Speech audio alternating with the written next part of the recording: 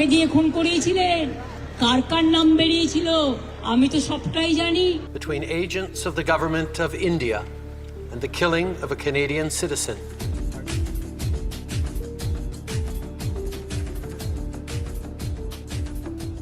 সাম্প্রতিক বছরগুলোতে বিশ্বের বিভিন্ন দেশে ভারতের রাষ্ট্রীয় গোয়েন্দা সংস্থা রয়ের বিরুদ্ধে একের পর এক আন্তঃরাষ্ট্রীয় গুপ্ত হত্যার অভিযোগ উঠেছে।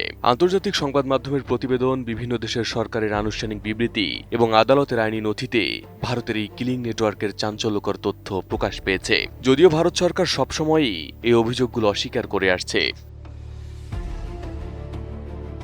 2023 সালে আমেরিকার মাটিতে শিখ বিচ্ছিন্নতাবাদী নেতা গুরুপদ বন্ত সিং পান্নুনকে হত্যার একটি ছক মার্কিন গোয়েন্দারা নস্যাৎ করে দেয়।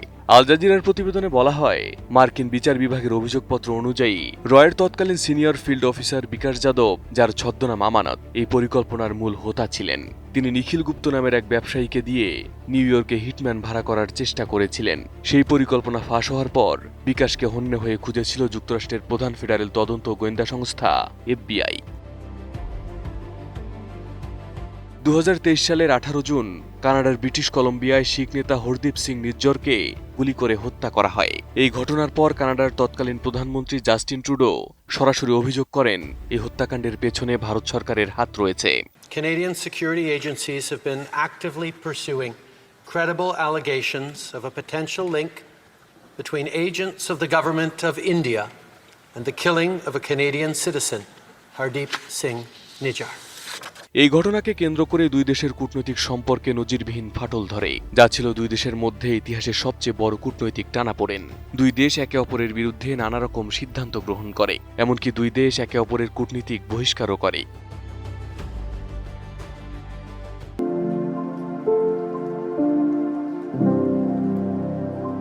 ব্রিটিশ সংবাদ মাধ্যম দ্য গার্ডিয়ানের অনুসন্ধান প্রতিবেদনে দাবি করা হয়, পাকিস্তানে অবস্থানরত টার্গেটদের হত্যা করতে সরাসরি নিজেদের লোক ব্যবহার না করে অত্যন্ত চতুর ছদ্মবেশী পদ্ধতি ব্যবহার করেছে।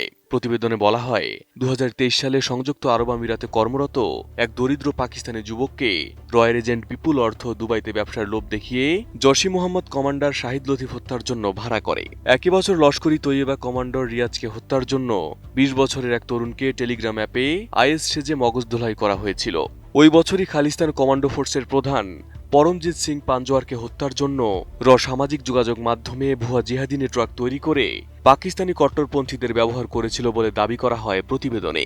এছাড়া 2022 সালে IC-814 বিমান হাইজ্যাকের অভিযুক্ত জহির মিস্ত্রি করাচিতে ছদ্মনামে ছিলেন। এরপর রয়ের একজন নারী হ্যান্ডলার সাংবাদিক সেজে তার পরিচয় নিশ্চিত করার পর আফগান নাগরিকদের দিয়ে তাকে হত্যা করা হয়। প্রতিবেদনে বলা হয়, পাকিস্তানি গোয়েন্দা সংস্থার তথ্য অনুযায়ী এই সমস্ত হত্যাকাণ্ডের মূল ব্লুপ্রিন্ট ও অর্থ লেনদেন সম্পন্ন হতো সংযুক্ত আরব আমিরাতে বসে তৈরি করা রয়ের স্লিপার সেলগুলোর মাধ্যমে।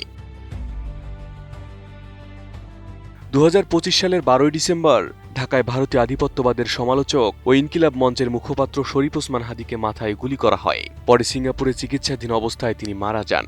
তদন্তে জানা যায়, মূল শুটাররা ঘটনার পর ভারতের মেঘালয় হয়ে পশ্চিমবঙ্গে পালিয়ে গিয়ে গ্রেপ্তার হয়।